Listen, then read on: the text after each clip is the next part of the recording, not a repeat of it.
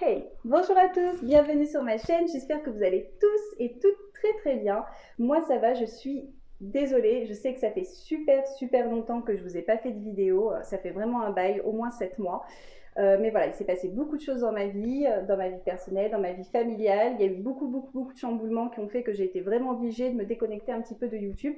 Mais voilà, c'est bon, maintenant les choses se remettent un petit peu en place. Donc j'en profite pour vous faire cette vidéo et terminer ma fameuse série spéciale grossesse en vous racontant tout simplement mon accouchement. Alors, tout d'abord, petit disclaimer, il faut savoir que cette vidéo ne va pas être forcément une vidéo très agréable à regarder. Donc si vous êtes enceinte et que vous êtes particulièrement sensible et que vous avez tendance à vous angoisser facilement et rapidement pour pas grand chose, je vous conseille de ne pas regarder cette vidéo parce que les détails que je vais donner dans la vidéo vont peut-être vous stresser davantage et c'est vraiment pas mon but. J'ai pas envie que vous vous sentiez mal avant d'aller accoucher ou que vous ayez peur tout simplement de tomber enceinte parce que vous allez vous dire que oh mon Dieu c'est horrible. Les accouchements, ça peut se passer très bien, comme ça peut se passer moins bien. Moi, ça a été un accouchement voilà, difficile, ça a été compliqué. C'est aussi pour ça que j'ai pris du temps pour vous faire cette vidéo, parce qu'il m'a fallu du temps aussi pour quelque part l'assimiler, l'accepter. J'ai eu besoin de temps tout simplement aussi pour me remettre un petit peu, on va dire, autant physiquement qu'émotionnellement. Mais voilà, donc le travail a été fait, donc aujourd'hui je peux en parler, mais je n'ai pas envie que ça vous dégoûte. Donc si vous êtes sensible, c'est le moment de quitter la vidéo.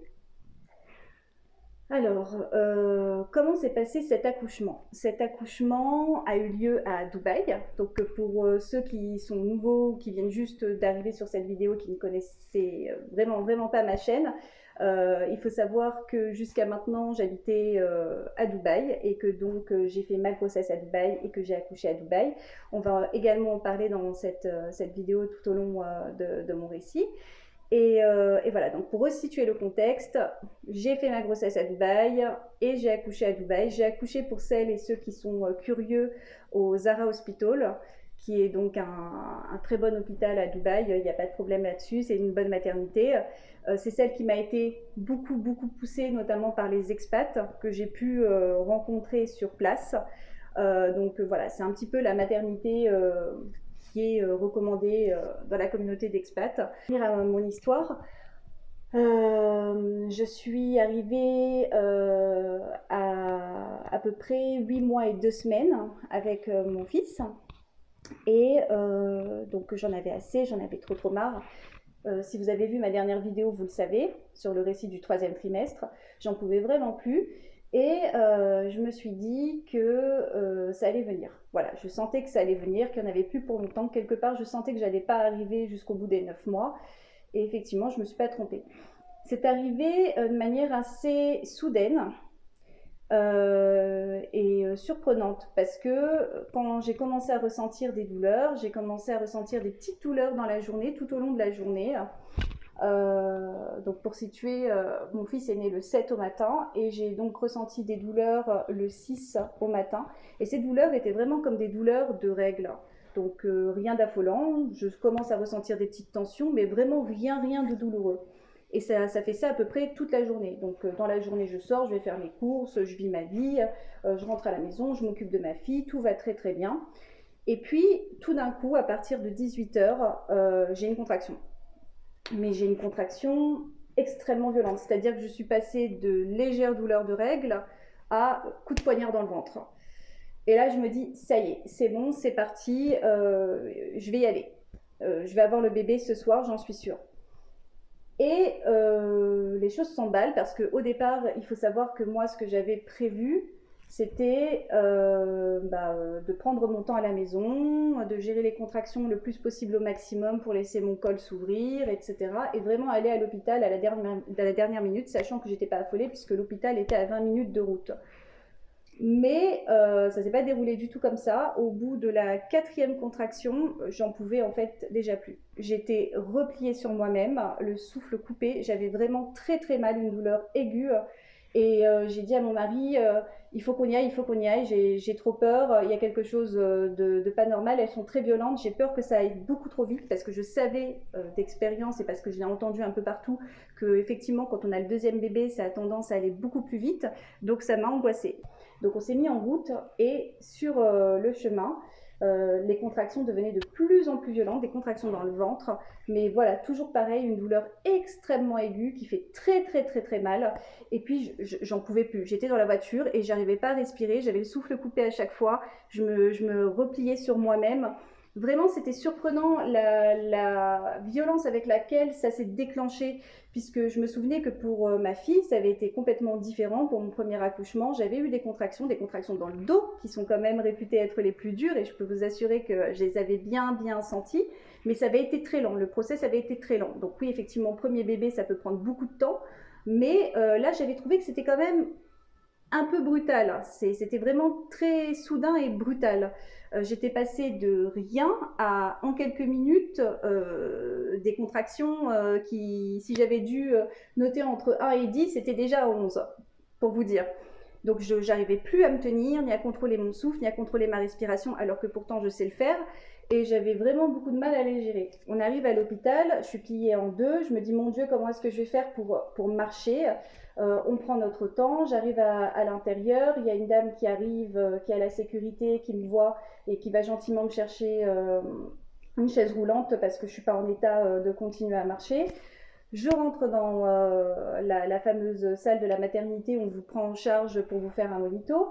Là, ça va plus. Là, ça va plus du tout. Je suis pliée en deux. J'arrive pas à parler. C'est mon mari qui parle à ma place, qui explique la situation. On m'installe en salle pour me faire un monito.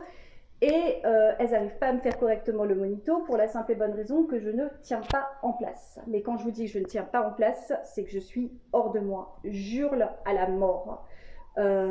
J'hurle vraiment comme j'ai jamais hurlé et je suis incapable de gérer les contractions.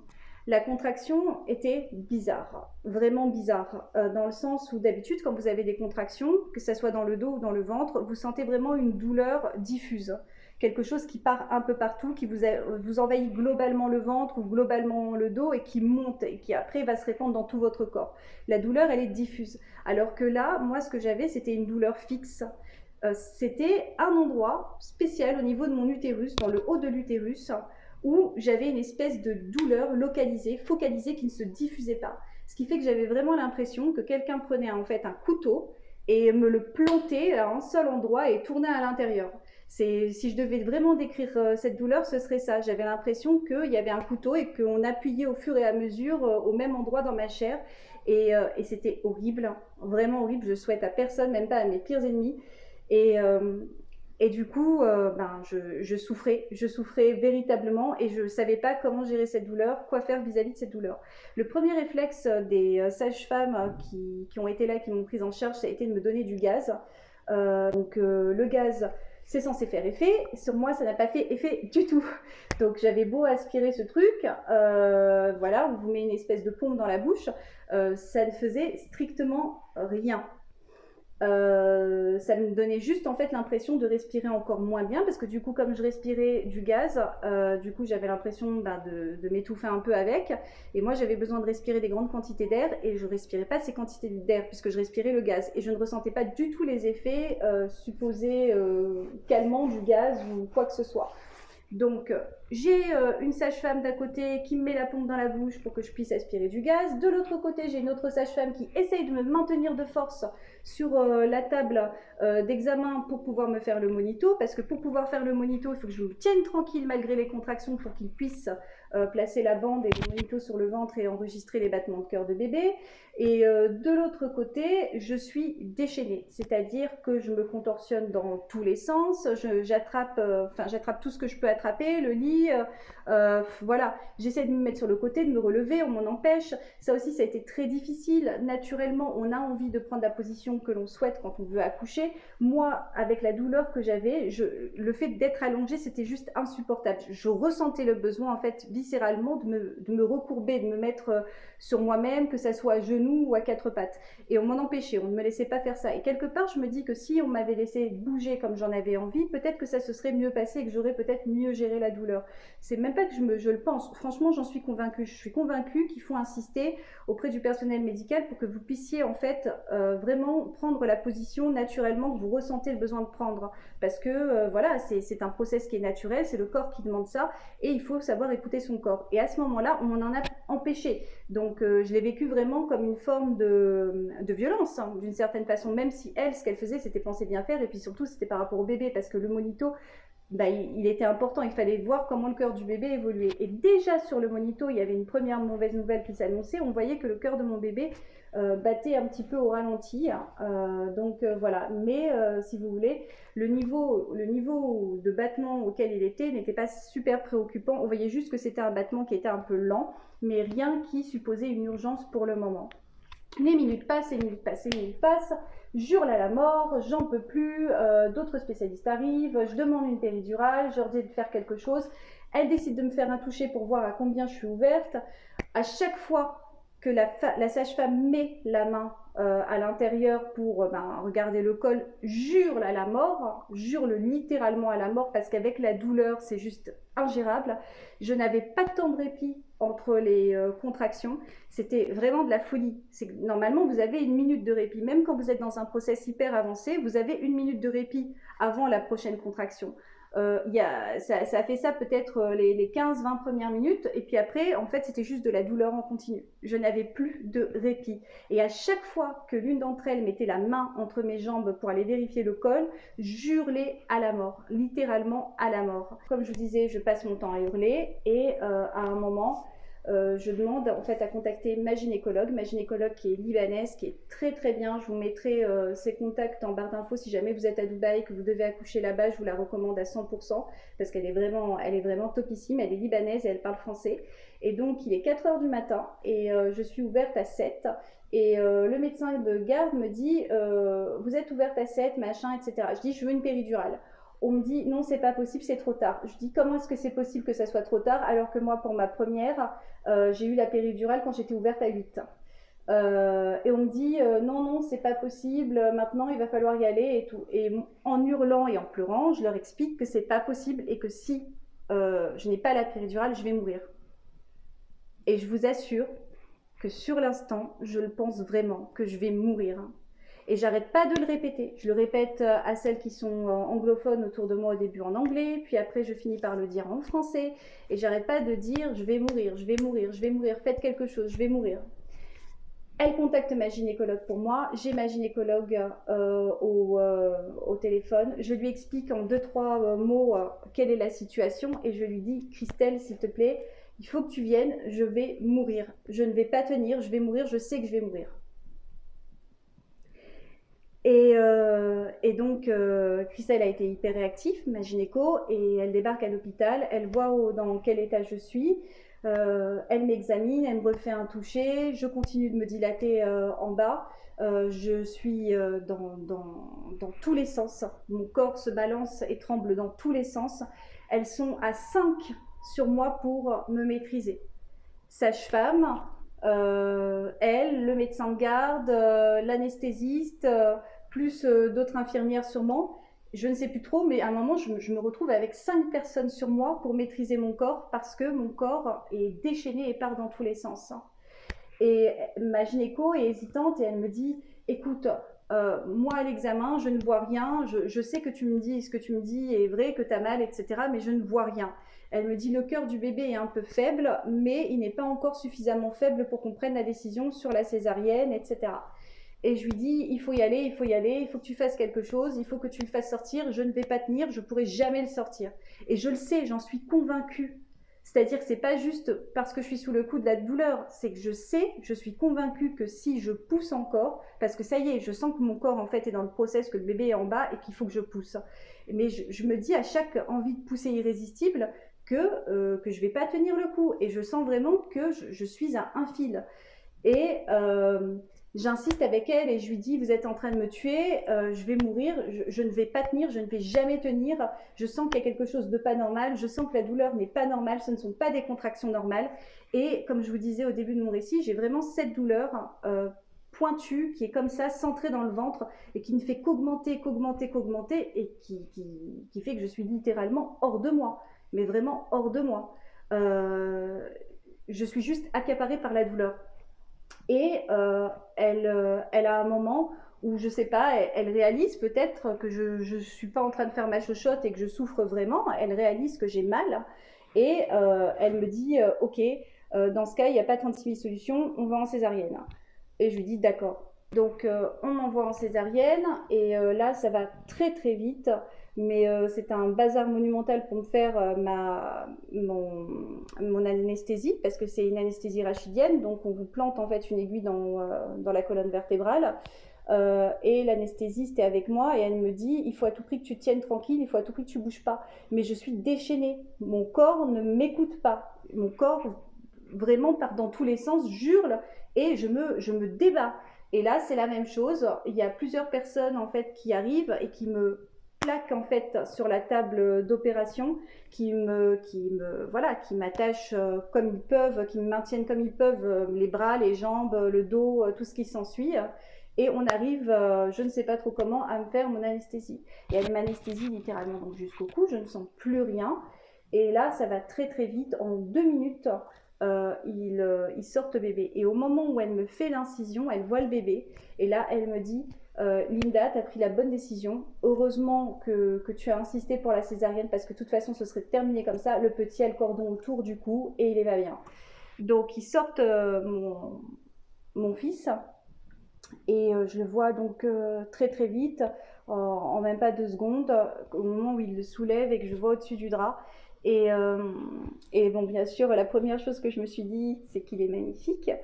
Et il l'est. Et voilà, donc c'est un moment magnifique d'émotion, mais très vite ça bascule dans quelque chose d'un peu plus dur. Ils prennent le bébé, ils ne me le montrent pas parce que ben, forcément on est dans une situation d'urgence, ils le mettent sur une table, ils utilisent un respirateur parce qu'il n'a pas pleuré et qu'il faut l'aider à respirer vu qu'il étouffait un peu avec le cordon autour du cou. Donc tout de suite, ben, l'inquiétude forcément. Donc j'étais super inquiète et j'avais peur, littéralement peur. Et au final, donc ils prennent le bébé tout court, donc je ne le vois pas. Et je me dis qu'ils vont sûrement lui faire passer donc tous les examens nécessaires et l'emmener voir papa. Parce que chez nous, c'est comme ça que ça se passe. Et puis finalement, non, c'est pas du tout ce qui va se passer. On me retient presque 2 heures donc au bloc, on me recoue, etc.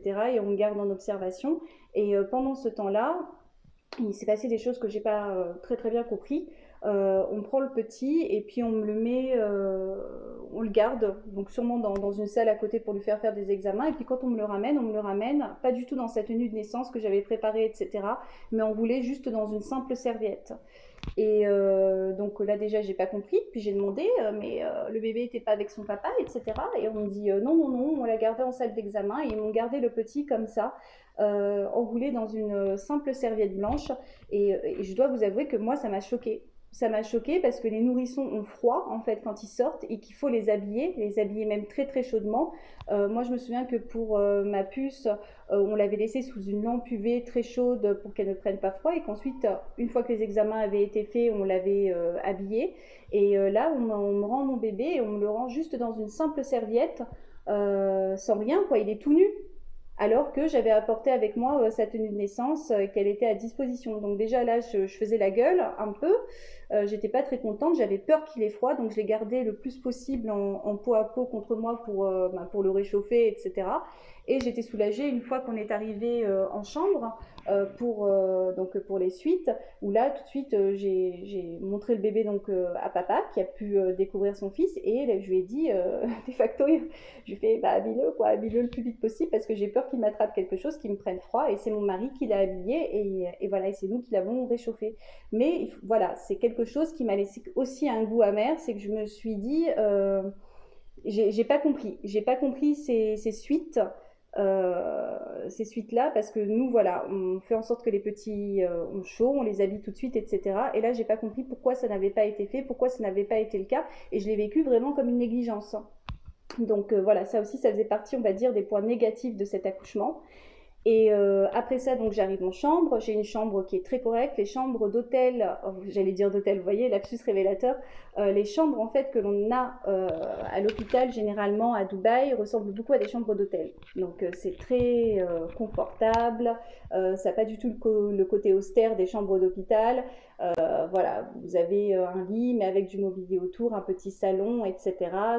Mais les suites dans cet hôpital ont été aussi un petit peu, on va dire, douloureux, normalement, pour une césarienne, on est censé rester au moins une dizaine de jours, au moins 10 jours, 9 à 10 jours, si je me souviens bien. Moi, j'ai demandé à sortir dès le deuxième jour. Dès le deuxième jour, j'en avais ma claque, ou plutôt dès le troisième jour. Je crois que je suis sortie au troisième jour, j'en avais ma claque, parce que déjà j'étais fatiguée, que j'avais envie de rentrer chez moi, mais mis à part ça, c'est aussi parce que j'avais estimé que les soins qui étaient donnés après, quoi, en postpartum, n'étaient pas forcément le plus idéal. Je ne sais pas pour vous si vous avez déjà eu des césariennes, si ça s'est passé comme ça pour vous. D'ailleurs, si vous pouvez me le dire en commentaire, ce sera toujours intéressant parce que je me pose réellement la question. Mais moi, je me souviens que, par exemple, ça faisait même pas 24 heures. J'étais encore sous Doliprane, on m'a pas donné de morphine, donc je vous laisse imaginer les douleurs de la césarienne qui sont quand même assez violentes parce que c'est des douleurs post-opératoires, juste avec du Doliprane, pour finalement apprendre le lendemain de la bouche du médecin que j'avais la possibilité de demander de la morphine, sauf que pour moi j'estime que c'est normalement eux les médecins et que c'est à eux en fait de savoir ce qu'ils sont censés m'administrer et que c'est eux qui normalement auraient dû donner une prescription pour que je puisse avoir de la morphine. Donc voilà, donc j'ai pas eu de morphine, je l'ai appris de la part du médecin de garde qui est venu me visiter le lendemain, et quand j'ai demandé de la morphine aux infirmières, j'ai pas eu cette morphine tout de suite, on m'a fait attendre peut-être 6 heures, et j'ai dû insister lourdement au moins 3 fois avec 3 infirmières différentes avant d'obtenir de la morphine. Donc voilà, ça fait partie des choses au niveau du postpartum qui se sont pas très bien déroulées donc dans leur hôpital. Et puis ensuite, autre chose aussi que j'ai pas trop apprécié, mais qui a été un mal pour un bien, on va dire. Au bout de pareil, peut-être 24 heures, 3 heures du matin, on vient me réveiller et on me fait me lever. J'avais une infirmière qui était un peu dure et qui en fait estimait que je devais récupérer le plus vite possible et qu'il fallait que je marche. J'étais pas du tout en état de marcher, j'étais hyper faible et j'avais super mal, mais elle voulait me faire marcher à tout prix, elle voulait me rendre autonome le plus vite possible pour pouvoir m'occuper de mon bébé et de moi-même, je suppose. Donc 3 heures du matin, je suis crevée, on me réveille et on me dit allez, il faut se lever, faut marcher, il faut aller aux toilettes, machin, etc. Donc au début je râle en expliquant qu'il est 3 heures du matin et que j'aimerais pouvoir dormir parce que j'ai pas eu l'occasion forcément de beaucoup me reposer. Et puis elle m'explique que le problème c'est qu'elle est de garde qu'en nuit et que on ne peut le faire qu'à ce moment-là. J'ai pas envie de batailler plus que ça, donc je me lève et je commence à me redresser comme je peux. Au début, quand vous faites une césarienne à cause des douleurs post-opératoires, vous êtes juste plié en deux, au sens littéral du terme. Vous avez vraiment beaucoup de mal à relever le tronc et à marcher. Et puis, vous vous forcez, vous le faites. Et je me suis forcée et je l'ai fait. Et au fur et à mesure, un pas devant l'autre, j'ai réussi à me redresser et à marcher à peu près normalement. Et tout ça, donc, cumulé, a fait que mon séjour finalement au Zara Hospital n'a pas été très agréable et que j'ai eu très très envie très vite de partir. Surtout que, du coup, j'ai récupéré assez rapidement vu qu'on m'a forcé quelque part à récupérer rapidement. Et au troisième jour, j'ai demandé ma sortie anticipée et je suis rentrée à la maison pour débuter ma petite vie à 4. Donc voilà, c'est le récit de cet accouchement à Dubaï avec beaucoup de bas, qui a été beaucoup plus brutal que je ne le pensais, qui a été douloureux, qui ne s'est pas passé du tout, mais du tout comme je l'avais prévu. Ça arrive, ce sont des choses qui arrivent. On a un accouchement qui est idéalisé dans notre tête et puis souvent ça ne se passe pas du tout comme on l'a prévu. Parfois pour le pire et puis parfois pour le meilleur parce que voilà, au final même quand ça se passe mal, c'est toujours merveilleux de donner la vie et c'est toujours merveilleux d'avoir des petits bouchons. Et terminer ma vidéo ici, c'était le récit de mon accouchement à Dubaï où j'ai mis au monde mon petit Adam qui va bientôt faire 7 mois. Et je suis très très très heureuse et très ravie de l'avoir dans notre vie. Pour tout le reste, tout s'est passé très très bien. Le retour à la maison, sa venue, tout s'est fait très naturellement comme s'il avait été toujours là. Et aujourd'hui, il fait notre bonheur, donc tout est parfait. Si vous avez des questions sur l'accouchement à Dubaï ou sur mon accouchement ou que vous voulez savoir d'autres choses, n'hésitez pas à me solliciter en commentaire. Ça me fait très très plaisir de vous lire et ça me fera plaisir aussi de vous répondre et même peut-être de pouvoir vous aider. Et voilà, donc on arrête la série accouchement ici. Je vous fais de très très gros bisous. J'espère que vous allez toutes très bien si vous êtes enceinte et je vous souhaite de belles naissances. Et en attendant les prochaines vidéos, prenez soin de vous. Ciao ciao, bisous, bye.